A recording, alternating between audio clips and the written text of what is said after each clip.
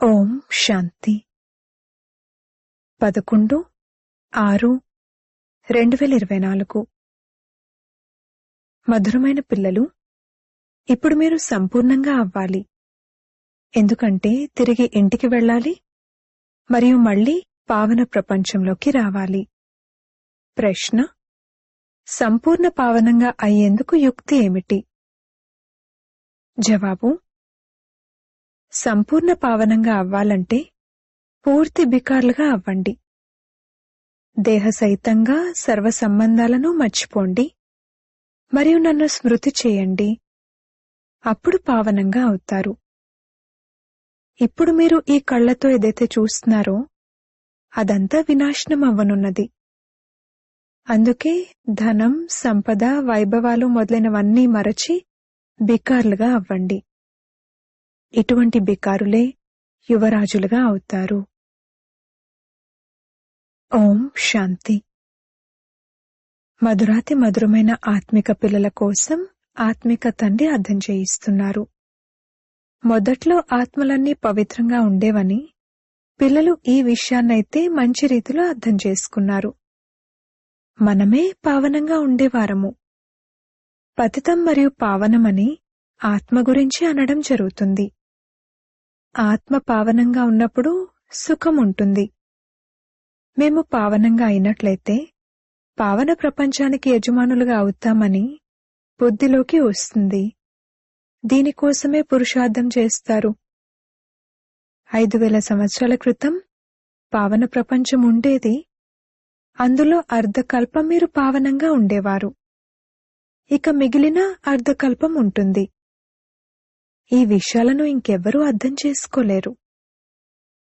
పతితం మరియు పావనం, సుఖం మరియు దుఃఖం, పగలు మరియు రాత్రి సగం సగం ఉంటాయని మీకు తెలుసు.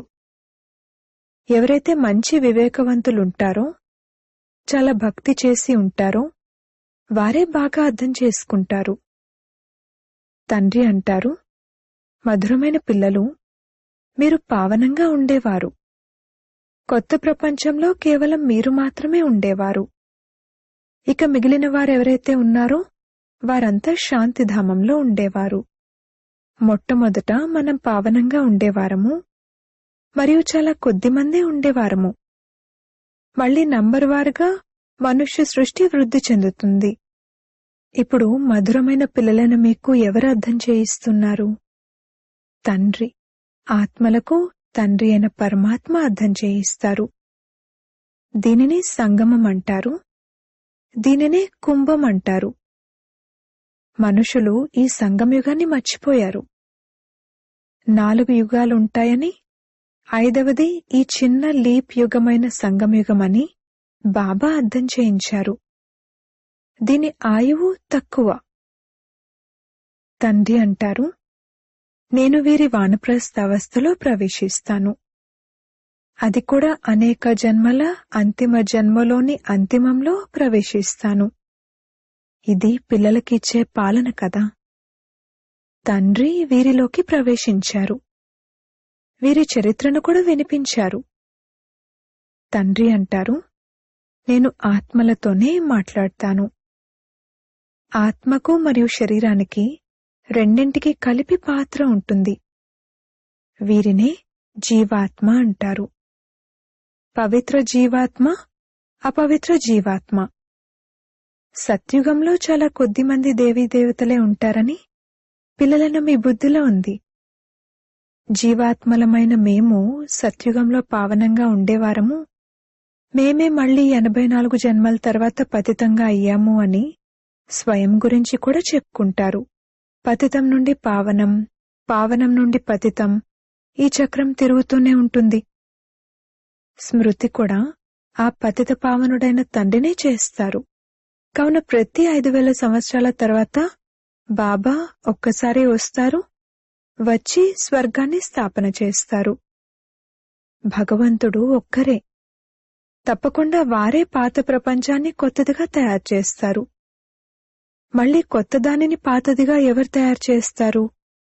రావణుడు. ఎందుకంటే రావణుడే దేహాభిమానులుగా చేస్తాడు. శత్రువును కాలుస్తారే కాని మిత్రుణ్ణి కాల్చరు. సర్వులకు మిత్రుడు ఒక్క తండ్రే. వారు సర్వులకు సద్గతినిస్తారు. వారిని అందరూ స్మృతి చేస్తారు, ఎందుకంటే వారే అందరికీ సుఖాన్నిచ్చేవారు. మరి అలాంటప్పుడు తప్పకుండా దుఃఖాన్నిచ్చేవారు కూడా ఎవరో ఉంటారు. అతడే పంచవికారాల రూపీ రావణుడు. అర్ధకల్పం రామరాజ్యం, అర్ధకల్పం రావణరాజ్యం. స్వస్తిక గీస్తారు కదా, దీని అర్థాన్ని కూడా తండ్రి అర్థం చేయిస్తారు. ఇందులో పూర్తిగా 4 భాగాలుంటాయి. కొద్దిగా కూడా ఎక్కువ తక్కువ ఉండదు. ఈ డ్రామా చాలా యాక్యురేట్.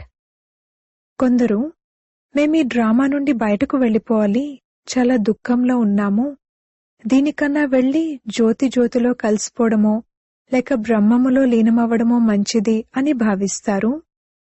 కాని ఎవ్వరూ అలా వెళ్లలేరు. ఏవేవో ఆలోచిస్తూ ఉంటారు. భక్తి మార్గంలో రకరకాల ప్రయత్నాలు చేస్తారు. సన్యాసులు శరీరాన్ని వదిలినప్పుడు వారు స్వర్గంలోకి లేక వైకుంఠంలోకి వెళ్లారని ఎప్పుడూ చెప్పరు. ప్రవృత్తి మార్గం వారు ఫలానా వారు స్వర్గస్థులయ్యారని చెప్తారు. ఆత్మలకు స్వర్గం గుర్తుంది కదా, మీకైతే అందరికన్నా ఎక్కువగా గుర్తుంది. మీకు రెండింటి చరిత్ర భౌగోళికాల గురించి తెలుసు. అదింకెవరికీ తెలీదు. మీక్కూడా ఇంతకు ముందు తెలీదు. తండ్రి కూర్చుని పిల్లలకు అన్ని రహస్యాలను అర్థం చేయిస్తారు. ఇది మనుష్య సృష్టి రూపీ వృక్షం. వృక్షానికి తప్పకుండా బీజం కూడా ఉండాలి. పావన ప్రపంచం ఎలా పతితంగా అవుతుంది, మళ్లీ వారు వచ్చి ఎలా పావనంగా తయారు చేస్తారు అన్నది తండ్రే అర్థం చేయిస్తారు. పావన ప్రపంచాన్ని స్వర్గం అంటారు. స్వర్గం గతించిపోయింది, అది మళ్లీ తప్పకుండా రిపీట్ అవ్వనున్నది. అందుకే ప్రపంచం యొక్క చరిత్ర రిపీట్ అవుతుంది అని అంటారు. అనగా ప్రపంచమే పాతది నుండి కొత్తదిగా, కొత్తది నుండి పాతదిగా అవుతుంది. రిపీట్ అవ్వడం అంటేనే డ్రామా. డ్రామా అన్న పదం చాలా బావుంటుంది, శోభిస్తుంది. చక్రం అచ్చంగా అలాగే తిరుగుతూ ఉంటుంది. నాటకాన్ని అచ్చంగా అలాగే రిపీట్ అవుతుంది అని అనరు. పాత్రధారులెవరైనా అనారోగ్యం పాలైతే వారు సెలవు తీసుకుంటారు. కావున పిల్లల నమ్మి బుద్ధిలో ఉంది, మనమే పూజ్య దేవతలుగా ఉండేవారము, మళ్లీ పూజారులుగా అయ్యాము. తండ్రి వచ్చి పతితం నుండి పావనంగా అయ్యే యుక్తిని తెలియజేస్తారు. ఇది 5000 సంవత్సరాల క్రితం కూడా తెలియజేశారు. వారు కేవలం పిల్లలు నన్ను స్మృతి చేయండి అని మాత్రమే చెప్తారు. తండ్రి మొట్టమొదట మిమ్మల్ని ఆత్మాభిమానులుగా చేస్తారు. మొట్టమొదట ఈ పాఠాన్ని ఇస్తారు, పిల్లలు స్వయాన్ని ఆత్మగా భావించండి, తండ్రిని స్మృతి చేయండి. ఎంతగా మీకు స్మృతిని కలిగిస్తాను, అయినా మీరు మర్చిపోతారు. ఎప్పటి వరకైతే డ్రామా అంతిమానికి రాదో అప్పటి వరకు మర్చిపోతూనే ఉంటారు. అంతిమంలో ఎప్పుడైతే వినాశన సమయం వస్తుందో అప్పుడు చదువు పూర్తవుతుంది. అప్పుడు మీరు శరీరాన్ని వదిలేస్తారు. సర్పం కూడా తన పాత కుబుసాన్ని వదిలేస్తుంది కదా. తండ్రి కూడా అర్థం చేయిస్తున్నారు, మీరెప్పుడైతే కూర్చుంటారో లేక నడుస్తూ తిరుగుతూ ఉంటారో అప్పుడు దేహీ అభిమానులుగా అయి ఉండండి. ఇంతకు ముందు మీకు దేహాభిమానం ఉండేది. ఇప్పుడు తండ్రి అంటారు, ఆత్మాభిమానులుగా అవ్వండి. దేహాభిమానంలోకి రావడం వలన మిమ్మల్ని పంచవికారాలు పట్టుకుంటాయి. ఆత్మాభిమానులుగా అవ్వడం వలన ఏ వికారాలు పట్టుకోవు. దేహీ అభిమానులుగా అయి తండ్రిని చాలా ప్రేమగా స్మృతి చేయాలి.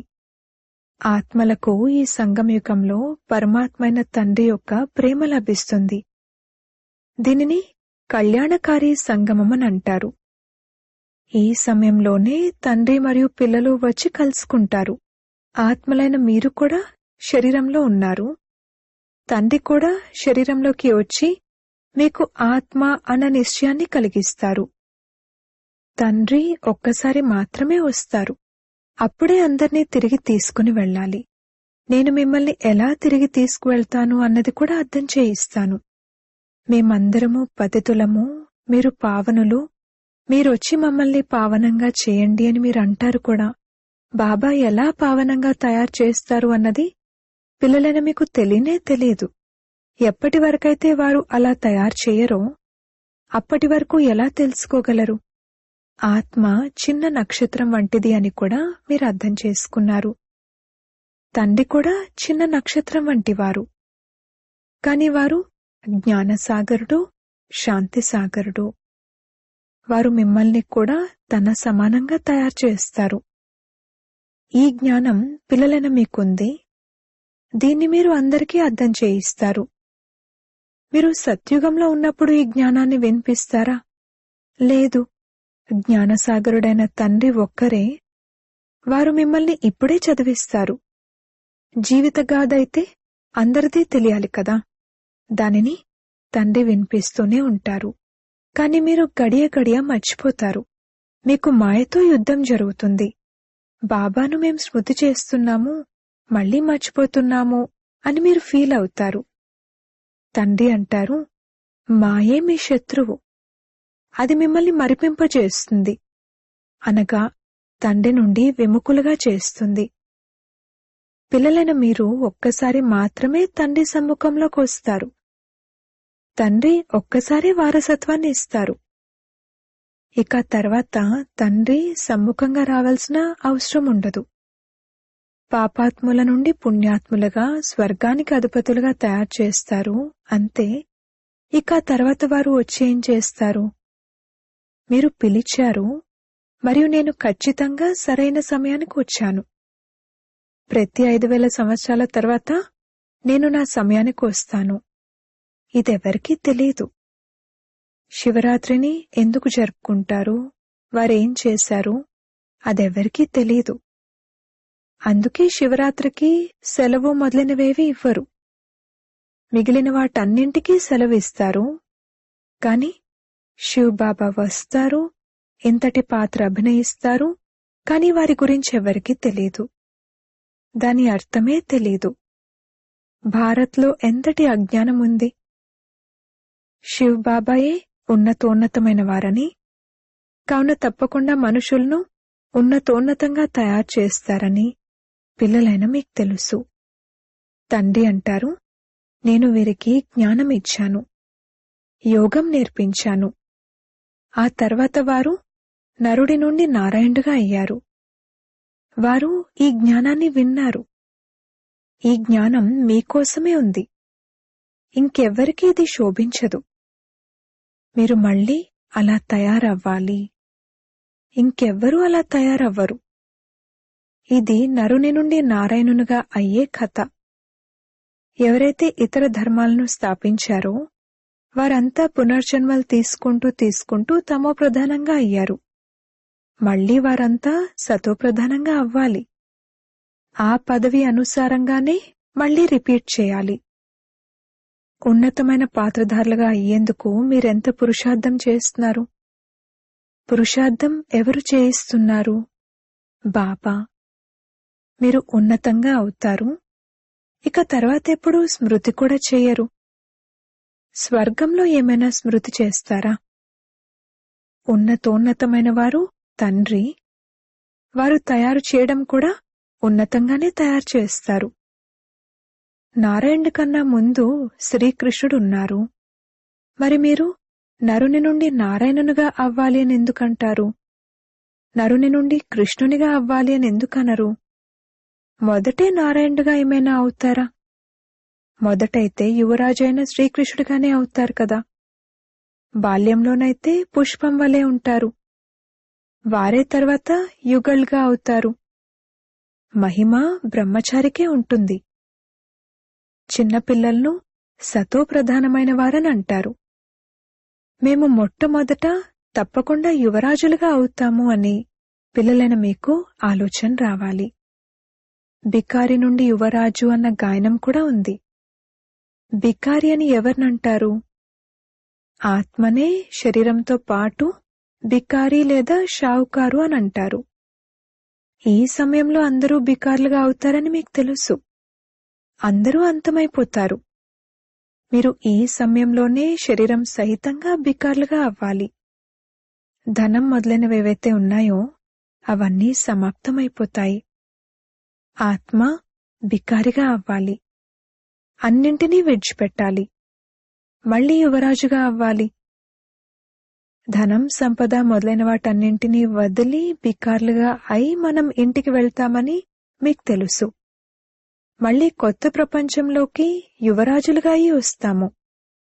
ఏదైతే ఉందో దాన్నంతటినీ వదిలేయాలి. ఈ పాత వస్తువులెందుకు పనికిరావు. ఆత్మ పవిత్రంగా అవుతుంది. మళ్ళీ కల్పపూర్వం వలె పాత్ర అభినయించడానికి ఇక్కడికి వస్తుంది. ఎంతెంతగా మీరు ధారణ చేస్తారో అంతటి ఉన్నత పదవి లభిస్తుంది. ఈ సమయంలో ఎవరి వద్దనైనా 5 కోట్లున్నా అదంతా సమాప్తమైపోతుంది. మనం మళ్ళీ మన కొత్త ప్రపంచంలోకి వెళ్తాము. ఇక్కడకు మీరు కొత్త ప్రపంచంలోకి వెళ్ళడానికి వచ్చారు. మేము కొత్త ప్రపంచం కోసం చదువుకుంటున్నాము అని భావించే సత్సంగాలు ఇంకేవీ లేవు. బాబా మమ్మల్ని మొదట బికార్లుగా తయారు చేసి ఆ తర్వాత యువరాజులుగా తయారు చేస్తారని పిల్లలైన మీ బుద్ధిలో ఉంది. దేహపు సర్వ సంబంధాలను విడిచిపెట్టినట్లయితే బికార్లుగా అయినట్లే కదా. అసలేమీ లేనే లేదు. ఇప్పుడు భారత్లో ఏమీ లేదు. భారత్ ఇప్పుడు బికారిగా దివాలాకోరుగా ఉంది. మళ్ళీ సుసంపన్నంగా అవుతుంది. అలా ఎవరు తయారవుతారు? ఆత్మే శరీరం ద్వారా తయారవుతుంది. ఇప్పుడు రాజు రాణి కూడా లేరు. వారు కూడా దివాలా తీశారు. రాజు రాణి యొక్క కిరీటం కూడా లేదు. పవిత్రతా కిరీటమూ లేదు, రత్నజడిత కిరీటమూ లేదు. ఇది అంధకార నగరంగా ఉంది. సర్వవ్యాపి అంటారు, అనగా అందరిలోనూ భగవంతుడున్నారని, అందరూ సమానమేనని, కుక్క, పిల్లి అన్నింటిలోనూ వారున్నారని అంటారు. దీనినే అంధకార నగరమని అంటారు. బ్రాహ్మణులైన మీ రాత్రి ఉండేది. జ్ఞానమనే పగలు వస్తుందని ఇప్పుడు అర్థం చేసుకున్నారు. సత్యుగంలో అందరూ వెలిగే జ్యోతులుగా ఉంటారు. ఇప్పుడు దీపం పూర్తిగా ప్రకాశం లేకుండా అయిపోయింది. భారత్లోనే దీపాన్ని వెలిగించే ఆచారం ఉంది. ఇంకెవ్వరూ దీపాన్ని వెలిగించరు. మీ జ్యోతి ఆరిపోయి ఉంది. సతో ప్రధానంగా విశ్వానికి యజమానులుగా ఉండేవారు. ఆ శక్తి తగ్గిపోతూ ఇప్పుడు ఎటువంటి శక్తి లేనేలేదు. మళ్లీ మీకు శక్తినివ్వడానికి తండ్రి వచ్చారు. ఇప్పుడు బ్యాటరీ నిండుతుంది. ఆత్మకు పరమాత్మైన తండ్రి స్మృతి ఉండటంతోనే బ్యాటరీ నిండుతుంది. అచ్చా, మధురాతి మధురమైన సిక్కిలదే పిల్లలకు మాతా పిత బాప్దాదాల ప్రియ స్మృతులు మరియు గుడ్ మార్నింగ్. ఆత్మిక పిల్లలకు ఆత్మిక తండ్రి నమస్తే. ధారణ కొరకు ముఖ్య సారము. మొదటి పాయింట్, ఇప్పుడు నాటకం పూర్తవుతుంది. మనం తిరిగి వెళ్ళాలి.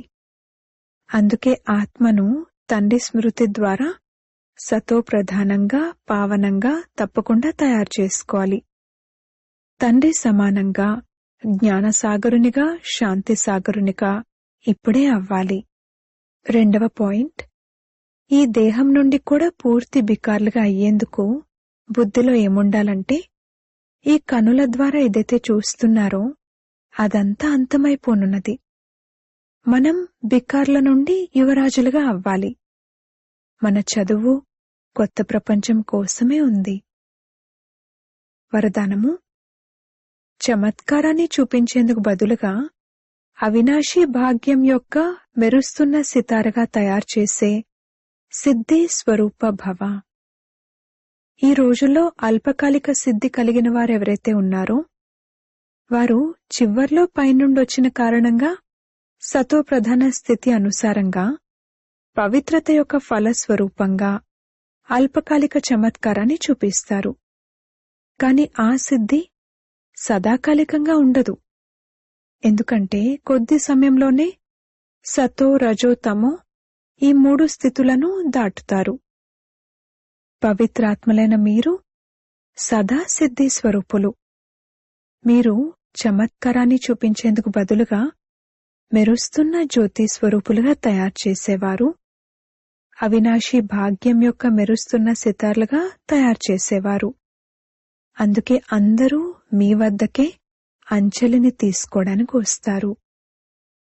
స్లోగన్: అనంతమైన వైరాగ్య వృత్తి యొక్క వాయుమండలం ఉన్నట్లయితే సహయోగులుగా ఉన్నవారు సహజయోగులుగా అయిపోతారు. ఓం శాంతి.